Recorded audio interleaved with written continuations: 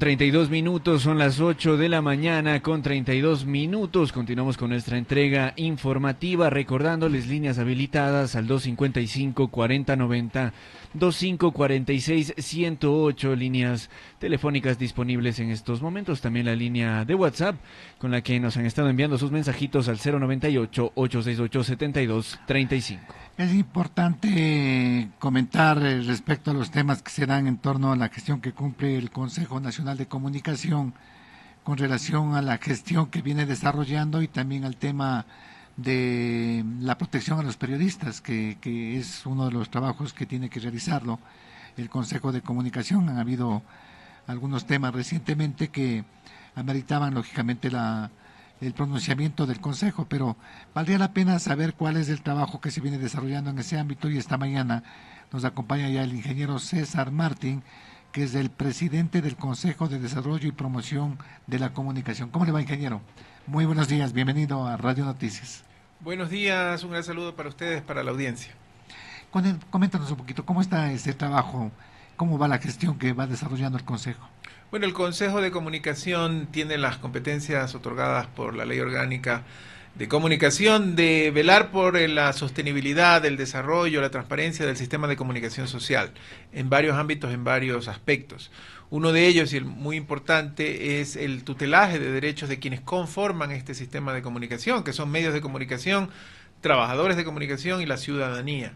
Dentro de ese aspecto fue creado en el año 2022 el Mecanismo de Prevención y Protección del Trabajo Periodístico, cuya misión, cuya tarea es articular de manera directa con las instituciones del Estado la protección y la prevención ante posibles o tentativas agresiones hacia trabajadores de la comunicación que impidan el normal desempeño de su trabajo. Este mecanismo viene trabajando desde el 2022, cuando fue creado en el reglamento de la ley. Ha venido trabajando con presupuesto propio de esta institución, del Consejo de Comunicación, y con los presupuestos de las instituciones que conforman el mecanismo. El mecanismo es una sesión máxima que conforma o que está formada por delegados del Ministerio del Interior, del Ministerio de Relaciones Exteriores, de la Secretaría de Gestión de Riesgos, de la Fiscalía, de la sociedad civil, entre otros. Y la idea es que al monitorear una posible alerta de una obstrucción del trabajo periodístico o al recibir una denuncia de un trabajador de la comunicación, todas las ayudas del Estado se activen de tal manera que se pueda proteger en primera línea el trabajo del periodista. Eso es lo que hemos venido fortaleciendo y hemos venido trabajando, inicialmente con presupuesto propio de la institución, pero ahora estamos también trabajando ya con el tema. Logramos en febrero de este año incorporar ya el mecanismo como instancia técnica asesora dentro de la estructura organizacional del Consejo de Comunicación, que nos ha habilitado esto a conseguir ya el trámite de un fondo adicional que le llamamos el Fondo de Protección, que se podría utilizar en casos en los que un trabajador de la comunicación necesite, por ejemplo, reubicación o protección adicional. Eso lo estamos trabajando, ya hemos estado en algunas mesas técnicas con el Ministerio de Economía y Finanzas, pero no se podía hacer antes de que este mecanismo esté ya formalmente como parte del Consejo. Anteriormente, si se quiere, el mecanismo era una institución de papel, pero desde nuestra llegada ya lo hemos formalizado y ahora estamos trabajando. ¿A cuánto asciende este fondo, ingeniero? Estamos trabajando el valor, o el MEF. A ver, este es un fondo especial, es distinto a los fondos regulares que se tramitan a través del Ministerio de Economía y Finanzas. No es parte de un plan operativo anual donde se tiene un valor y cada año hay que cumplir esa meta. Más bien, la idea de este fondo es no usarlo. O sea, estaríamos mejor si no lo usáramos, claro, pero tiene que estar definido. Entonces, como tiene requisitos diferentes, el Ministerio de Economía y Finanzas nos ha pedido un recuerdo, una proyección histórica de los acontecimientos, también algunos tipos de rubros especiales. Entonces estamos, digamos, en este momento justamente actualizando de cuánto ascendería este fondo, que, como decimos, es una caja que está allí para usar solo en casos de emergencia. Pero, cuando ingeniero, aproximadamente ¿cuánto sería el fondo? No le podía dar un valor exacto en este momento o general, porque depende en muchos casos de las acciones que se tienen y de los históricos. Entonces el MEF lo califica en función justamente de esas acciones. Pero ¿para qué está destinado? De eso sí lo podemos conversar. Estaría destinado para reubicación, ya sea en el interior o en el exterior, de trabajadores y de familias que pudiesen tener una afección necesaria, obviamente validada por las autoridades competentes, ¿no? Cuando usted habla de una reubicación, ¿significa qué? ¿Que una pensión, una manutención, no sé? ¿Cómo Justamente, funciona esto? primero es el tema de la movilización, ¿verdad? O sea, de la movilización hacia otro sitio, hacia otra localidad, sea nacional o internacional. Y luego viene el tema también por un cierto tiempo del soporte para la vida en esos casos, ¿no? Justamente esos son los pormenores que estamos discutiendo en base a hechos históricos anteriores con el Ministerio de Economía y Finanzas. Pero la idea es poder tener ese fondo. Hoy por hoy no se ha podido tener esa ayuda y eso ha tenido que ocurrir con el tema de fundaciones o con el tema de ayudas privadas propias de cada trabajador de la comunicación, ¿no? En este contexto, en el contexto actual del Ecuador, ¿cuántas alertas se ha recibido, por lo menos en este año, ingeniero, alertas en contra del trabajo periodístico o de obstrucción del trabajo periodístico en este sentido? Sí, en este año del 2026 tenemos un reporte de 84 alertas entre, como les decía yo, temas que hemos monitoreado nosotros y denuncias recibidas, 57 enfocadas a trabajadores de la comunicación, 23 a medios, la mayoría de ellas en la provincia de Pichincha, seguida por Guayas y Manabí. Y bueno, el mecanismo sí ha estado trabajando y sigue estando activo. ¿Qué acciones ha hecho en función de poder mitigar esas alertas? Hemos hecho, por ejemplo, 4 temas de alertas o de instanciaciones con Fiscalía. Hemos trabajado con 3 impulsos hacia la Fiscalía también para poder manejar o agilitar procesos. Hemos hecho 2 denuncias nosotros como consejo a nombre de trabajadores de la comunicación a fiscalías y también hemos ubicado a 2 personas en el sistema de protección de personas o de testigos. Ya, pero estas alertas, ¿de dónde provienen, ingeniero? Hay 2 fuentes. La una es que tenemos personal del Consejo de Comunicación permanentemente monitoreando redes sociales, medios de comunicación. Y la segunda es a través de denuncias propias de los trabajadores de la comunicación. Y esta segunda parte me quería detener un poquito porque es importante que los trabajadores conozcan que existe esto. Nosotros tenemos recientemente, lo hemos nombrado así, el sistema integral de alertas a través de nuestra página web, www.consejodecomunicacion.gov.es. En la parte inferior está este link para el sistema de alertas, donde los trabajadores de la comunicación pueden denunciar cualquier tipo de agresión o de obstrucción a su trabajo periodístico. Puede ser anónimo a nombre de otra persona, puede ser el mismo trabajador, pueden ingresar evidencias si así lo consideran. Nosotros los contactamos en un lapso máximo de 24 horas y activamos estas ayudas del Estado. Y estamos próximos a lanzar las aplicaciones celulares porque creemos que una forma de poder hacer mucho más efectivas estas acciones es precisamente con la ayuda de la tecnología. Entonces, si los trabajadores de la comunicación tienen estas alertas en sus teléfonos, podremos llegar a la información mucho más oportunamente. Entonces, estas son las 2 fuentes por las cuales nosotros contactamos, porque recordemos que el primer paso es contactar al periodista o al trabajador afectado. Este es un tema que está bastante sistematizado. Nuestra institución es muy técnica. Tenemos un protocolo específico de las acciones que se siguen una vez que la alerta por cualquiera de estas 2 fuentes ha sido levantada. Contactamos con el trabajador de la comunicación y luego viene la evaluación técnica de riesgo a través de protocolos internos definidos. Y en base a eso, el siguiente paso es la coordinación interinstitucional con las otras instituciones que forman parte del mecanismo. Ahora, ¿cuáles son los orígenes, digamos, en este caso, para que se den este tipo de alertas? ¿Hay incidencia en este momento del gobierno, de los gobiernos, de los medios? ¿Hay presiones, hay autocensura? ¿Cómo califican ustedes esto? Bueno, nosotros hemos calificado por tipología las agresiones. En el 2025 quien tuvo la mayoría fue la obstrucción del trabajo periodístico, es decir, un periodista no les permitido ingresar o no les permitido hacer algún tipo de cobertura, con 62 casos en el 2025 de alertas.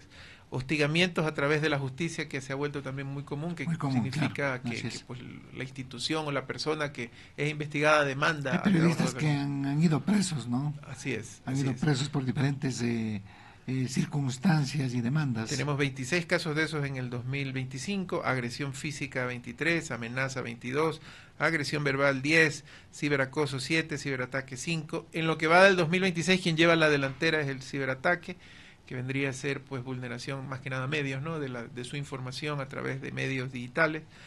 Amenazas 15, hostigamiento a través de la justicia 10, entre otros. En esta tipología hablamos del tipo de obstrucción al trabajo periodístico, más no de la fuente, porque dentro de nuestro trabajo técnico, la fuente, es decir, la institución o persona agresora, es independiente, es decir, aquí no lo juzgamos ni lo categorizamos si el agresor es tal o cual institución.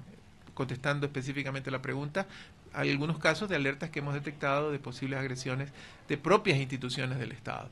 Hay que recordar ahí un poquito el rol del Consejo de Comunicación y cómo nos diferenciamos de un gremio, en este caso de periodistas, ¿no?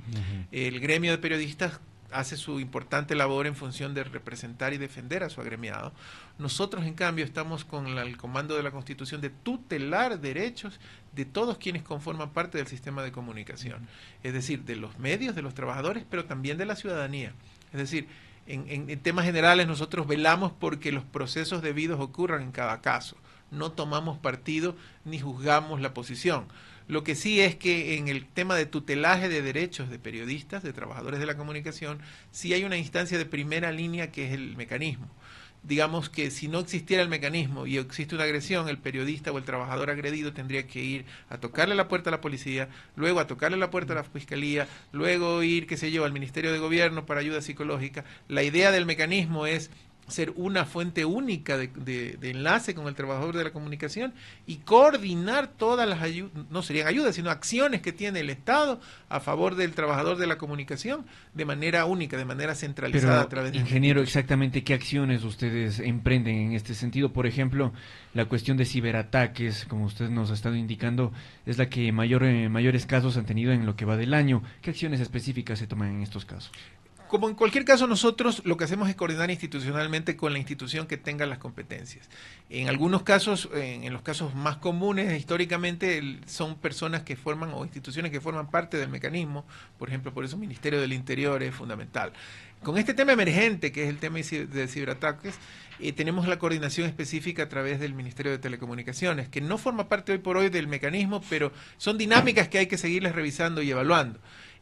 Como ustedes conocen, a través del Ministerio de Telecomunicaciones existe todos los mecanismos de protección de la información en temas tecnológicos y en temas legales a través de la Superintendencia de Protección de Datos. Entonces nosotros evitamos que el trabajador tenga que hacer toda la gestión directa y nosotros coordinamos con la otra institución del Estado y más aún de eso le hacemos el seguimiento permanente y de forma estructurada a este tipo de trabajo. Recordemos nuevamente que las instituciones del Estado, en este caso el Consejo de Comunicación, tiene la competencia para tutelar los derechos específicamente dentro de lo que la ley establece y es por eso que en el afán de no dejar solo al trabajador de la comunicación, tomamos la batuta para coordinar con estas instituciones estatales y dar la cara de primera línea de defensa del trabajador. Hubo un caso que se hizo bastante conocido y hablando de redes sociales se hizo bastante viral allá en el diálogo digital, que fue, bueno, y no solo en eso, sino a nivel nacional en todo ámbito, que fue el caso de Hernán Higuera. Ustedes tomaron contacto con Hernán Higuera, que dejó de investigar el caso Progen, por supuestos eventos que pasaron con su familia, que él relacionaba con su investigación. ¿Tomaron contacto con Hernán en este caso? Efectivamente, esa alarma se detectó, o esa alerta más bien se detectó, y nosotros en 24 horas contactamos al trabajador de la comunicación. Obviamente las acciones que se decidió emprender con él no las manifestamos o las mantenemos en reserva, como la mayoría de los casos, por el tema mismo propio de la protección y de la integridad tanto del trabajo como de la parte personal del trabajador de la comunicación. A diferencia de otro tipo de institución, nosotros no es que apenas tomamos contacto de un caso, salimos a redes sociales a decir, lo hicimos. Hacemos el símil, es como que si un doctor, un médico diga, hoy operé a fulanito de tal por esto, todos los días diga en la red social qué trabajo hizo cuando esa es su labor y su competencia como tal. Esa es nuestra postura como Consejo de Comunicación. El caso específico de Hernán Higuera, que fue un caso de dominio público, efectivamente tomamos contacto con él, le pusimos a consideración el protocolo y los soportes estatales que se tienen para este tipo de acciones y se coordinó con él algunas de estas acciones que por supuesto no voy a indicar cuáles, ¿no? ¿Me permite escuchar una opinión ciudadana, si es tan amable? Con mucho gusto. 255-4090 que está habilitado. Muy buenos días, lo escuchamos, adelante. Buenos días, licenciado Morocho. Buenos días a quienes hacen noticia a la radio. Buenos días al señor entrevistado. Buenos días, país. Luis Guerrero le saluda. Mire, señor entrevistado, hay una cuestión que ustedes deben revisarla a fondo. Y es que cuando usted saca algún comunicado en contra de corruptos, prontuariados, incluso algunos saqueadores del Estado y rateros de vehículos y criminales, usted saca un comunicado respaldando al inocente, a la víctima, Resulta que de inmediato, no sé si les pasa a ustedes, aparecen 20 y 30 comunicaciones a su teléfono cuando se trata del robo de un vehículo, que ya lo han encontrado, que está por allí, por allá. Pero Y me usted parece le que dice, estamos desviando el tema de lo que estamos conversando con el ingeniero Martín, ¿no? En este caso, que es la protección y las instancias en las que entra el Consejo en momentos en los que hay vulneración al derecho a la información, fundamentalmente.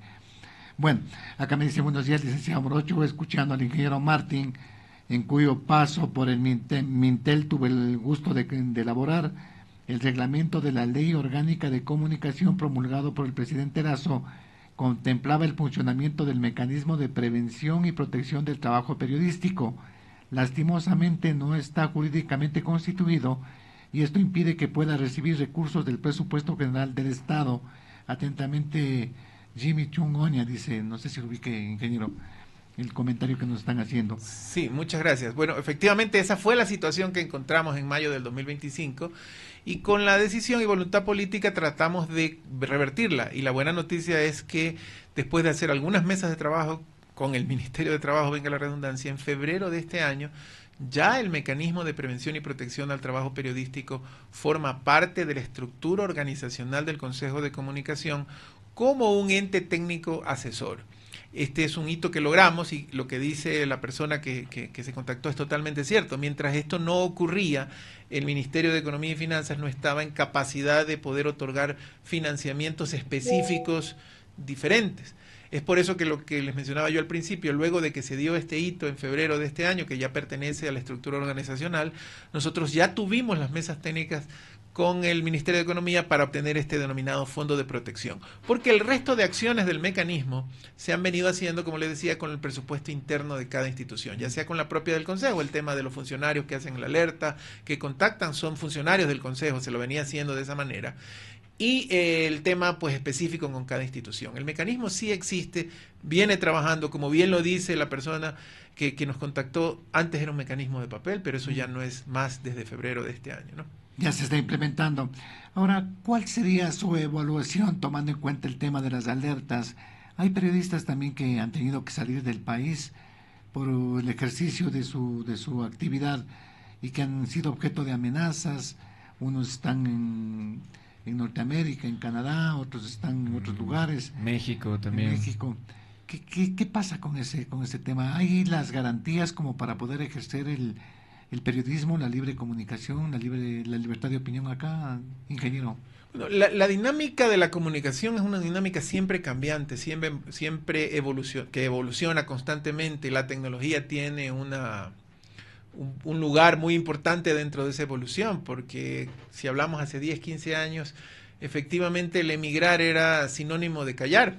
Hoy por hoy, gracias a la tecnología, no es tanto así. Vemos, como usted dice, algunos casos de estos trabajadores de la comunicación que lamentablemente tuvieron que salir del país por las circunstancias, que de alguna u otra forma continúan haciendo su labor utilizando estos medios tecnológicos. Sin embargo, como Estado, como institución estatal, nuestra misión más bien es garantizar que la libertad de expresión y la integridad, ese recurso más importante y valioso y fundamental que tiene el ser humano, que es la vida, se pueda garantizar en el ejercicio de la comunicación. Hay desafíos y hay evoluciones permanentes. La situación, pues, digamos, delincuencial que vive el país, que tiene sus evoluciones, tiene sus bemoles, tiene su plan de acción y todo lo demás, nos permite y nos involucra y obliga, ¿verdad?, a poner o a hacer medidas mucho más fuertes como las que estamos trabajando, un mecanismo que realmente active, un mecanismo que realmente proteja, instituciones que respondan en su deber y que nos permita trabajarlo de esa forma. ¿Van a plantear en este caso una reforma a la ley o una nueva ley? ¿Qué es lo que van a hacer, ingeniero? Bueno, nosotros en nuestro rol de Consejo de Desarrollo y Promoción de la Información y Comunicación constantemente estamos en ese rol y en esa postura promoviendo las mejores prácticas en ese sentido. No sé si a través de reformas de ley, no sé si a través de reformas específicas a los reglamentos. Recordemos que el Consejo sí tiene una capacidad regulatoria. Nosotros dictamos reglamentación de cumplimiento obligatorio para lo que es el sector de la comunicación. El tema es que, hablando justamente de leyes y de evolución, la instancia que antes era del Consejo de Comunicación tenía potestades sancionadoras y reguladoras que hoy no las tiene, y que más bien manejan un tema de autorregulación de medios. Se extralimitó Que obviamente, en su momento, ¿no? En su momento fueron de la Supercom, en este así caso. es, que fueron justamente revocadas. Nos pasamos al otro extremo específicamente por eso, ¿no? Por el abuso que existió en su momento. Y ahora hablamos de un tema de autorregulación. Entonces nuestro rol como Consejo de Comunicación es acompañar a los medios. Ya iniciamos nosotros una serie de visitas a medios de comunicación, y si nos permiten próximamente estaremos aquí justamente visitándoles con un documento bien interesante que tiene que ver con lo que estamos conversando. Este documento recopila cuáles son los temas que están en la ley de comunicación y que estadísticamente los medios ecuatorianos de alguna u otra manera incumplen de formas ligeras o no de formas no ligeras. Es decir, como quien dice, los puntos de la ley que más comúnmente no se cumplen por ABC motivo. ¿Qué puntos de la ley son estos? Un ejemplo, a veces hay temas como por ejemplo en el tema de imágenes, que cuando hay niños, niñas y adolescentes hay que difuminar la imagen de la persona. Rostro, sí. Hemos visto muchos medios que no lo hacen. El tema de horarios. Temas de contenido educativo. Entonces nuestro rol como Consejo de Comunicación actual con el mecanismo de autorregulación es venirlos a visitar y decirles, miren, esta es nuestra estadística. Trabájenla en sus propios comités de autorregulación como medios de comunicación, precisamente para evitar. Hay códigos deontológicos, ¿no?, en los medios de comunicación. Correcto. En los que uno tiene que estar sujeto a una práctica periodística o profesional acorde al medio, y lógicamente también en lo que significa en este caso el respeto y la consideración. Así es. La libertad de expresión, libertad de opinión. Y también, un poquito, perdón, para complementar este tema, hay muchas cosas que están en la ley. Efectivamente, no existe una agencia de regulación o de sanción, mucho menos. Pero al estar en la ley, un ciudadano o una institución podría ejercer acciones, ya sea constitucionales o legales, contra un medio por incumplir algunas de estas cosas. Entonces, nuestro rol justamente es prevenir, es decirles, miren, esto está aquí, háganlo, incorpórenlo en su revisión de autorregulación, precisamente para evitar inclusive las agresiones que luego vienen al mecanismo. El mecanismo no está solamente para proteger cuando ocurrió una obstrucción, sino para evitar que las obstrucciones ocurran. Hay que prevenir. Dicen, el periodismo no debe ser un tribunal para condenar, un periodista debe ser periodista, informar y opinar. Hay periodistas que la entrevista la convierten en una guillotina, dicen en este mensaje. ¿Qué más nos están indicando? Dice, no, esto me están diciendo lo de las motos que estábamos comentando. Si me permite, de ese último, sí me gustaría hacer un comentario. Un último. Claro. Buenos días, señores La Poderosa, señor entrevistado. ¿Qué opina de esos periodistas extranjeros que vienen a presentar noticias y a criticar al Estado, como me dan nombres? Dice Boscan y Alondra, me dicen atentamente.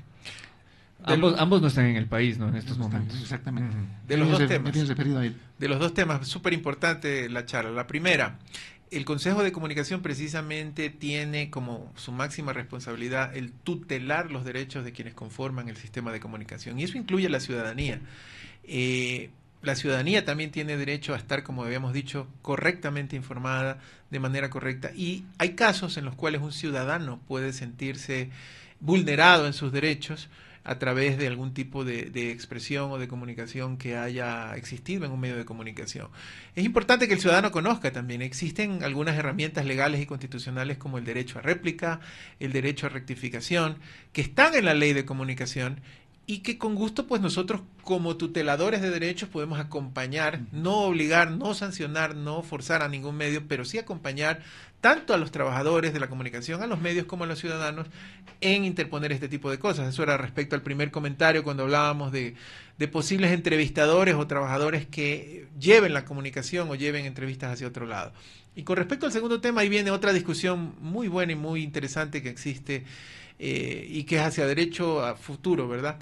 El tema de los medios digitales. Hoy por hoy la Ley Orgánica de Comunicación no reconoce en el Ecuador como medio de comunicación a los medios digitales. Los únicos medios digitales reconocidos son los que usan el espectro radioeléctrico, prensa escrita. Y con respecto al segundo tema, ahí viene otra discusión muy buena y muy interesante que existe, y que es hacia derecho a futuro, ¿verdad? El tema de los medios digitales. Hoy por hoy la Ley Orgánica de Comunicación no reconoce en el Ecuador como medio de comunicación a los medios digitales. Los únicos medios digitales reconocidos son los que usan el espectro radioeléctrico, prensa escrita. Pero, ¿cuál es el presente y el futuro de la comunicación? Había una propuesta suya de regularlos en este caso. Más que de regularlos, de incluirlos. Exactamente, de incluirlos, ¿verdad? Y eso es lo que conversábamos hace un momento, ¿verdad? Forma parte de conversaciones que hemos tenido y que vamos a continuar teniendo, ya sea con asambleístas, para el tema de cambios futuros a la ley, porque esto es una realidad. Ahora, nosotros formamos parte de eso instituciones internacionales. no distorsiona con la libertad de expresión que puede darse a nivel de estos medios. No, porque la idea no es nuevamente regularlos ni sancionarlos, sino que se incorporen con las mismas obligaciones y derechos que tiene, por ejemplo, esta radio, que tiene un canal de televisión, en temas de la Ley Orgánica de Comunicación. Es decir, la responsabilidad de tener una autorregulación, de un registro público. Y también recordemos que estamos ante la amenaza, si se viene del otro lado de los medios digitales, de que cualquier persona agarre un celular, alce la mano y diga soy un medio de comunicación. Pero ingeniero, en este tema usted habla de asambleístas y también de medios digitales, y es imposible no pensar en la cuestión de la compra de este medio digital, de la Posta, por parte de un asambleísta. Y el tema que nos han hecho trascendente inquietudes sobre lo que está pasando con Diario El Expreso. Que puede haber un acoso empresarial en este caso. Bueno, a ver, separando los temas que son bastante puntuales. Primero, lo de los medios digitales es un tema de regularización. O sea, son tantos los medios digitales y tan importante su presencia en el sector de la comunicación que consideramos que es saludable y es importante que formen parte oficial y formal del sistema de comunicación, con las mismas obligaciones y los mismos derechos que tienen todos los medios de comunicación en el país. Hasta allí va el tema, no es un tema ni regulatorio ni controlador, como no lo es tampoco ninguno de los medios de comunicación en medios formales que existen. De allí, de algunos temas que han ocurrido, todos estos forman parte de las alertas. Aquí hay algo muy importante que se tiene que distinguir. Nosotros no somos, como le decía yo hace un ratito, un gremio de periodistas que tienen una labor muy importante y muy fundamental que se reconoce y se aplaude. Nosotros somos una institución que debe velar porque la justicia y porque el responsable de las acciones tome las decisiones que tenga que tomar. En casos de instituciones del Estado que sean los tentativos agresores al trabajo periodístico, lo que se hace justamente es acudir a las instancias que tengan las competencias. Por ejemplo, si hay un tema judicial entre un trabajador de la comunicación y una institución, sea pública o privada, nosotros velaremos porque Fiscalía y luego la parte judicial siga y cumpla su trabajo y se llegue a un término adecuado en ese sentido. Recuerden que nosotros no somos sancionadores ni reguladores, sino que precisamente velamos porque, como se dice vulgarmente, la cosa no muera allí, que sea un altercado entre uno y el otro y murió allí. Nosotros velamos porque el trabajador de la comunicación sienta de que se está trabajando, que hay una unidad, que hay un procesamiento debido a cada una de estas inquietudes. Ocurre en el tema de lo que usted mencionó de Diario Expreso, ocurre también en los otros temas, ¿no? Ingeniero, ha sido un gusto tenerlo por acá. Ojalá que nos siga acompañando para seguir conversando de estos temas. Con mucho gusto. Son importantes. Son muy importantes y con mucho gusto estaremos aquí también para compartir siempre avances importantes del Consejo. Muchísimas gracias. Gracias al ingeniero César Martín. Él es el presidente del Consejo de Comunicación, entregándonos sus puntos de vista que me parecen importantes, de que tengamos la presencia de la autoridad en torno a esta gestión, a esta actividad que se desarrolla en el ámbito de la comunicación y del periodismo. Claro que sí, licenciado. Bueno, estamos llegando a la parte final. Sí, nos despedimos. Muchísimas gracias, queridos amigos. Jorge el Original Oña en el Audiomaster, el licenciado Osvaldo Morocho Ampudia y David Morocho Velástegui les estaremos acompañando. Dios mediante, hasta el día de mañana. Que tengan muy buenos días. Esto fue